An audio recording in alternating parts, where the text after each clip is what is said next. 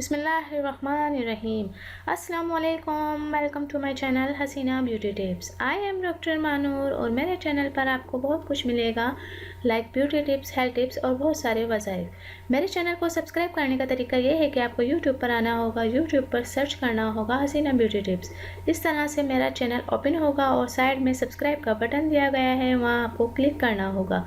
जैसे ही आप उस पर क्लिक करेंगे तो यहाँ एक फोल्डर ओपन हो जाएगा और उस पर आपको ओके करना होगा।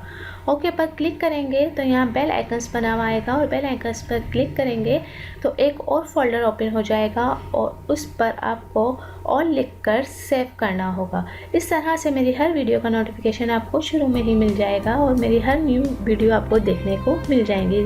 तो नाज़रीन, चलते हैं आज के टॉपिक की तरफ। आज का जो मेरा टॉपिक है वो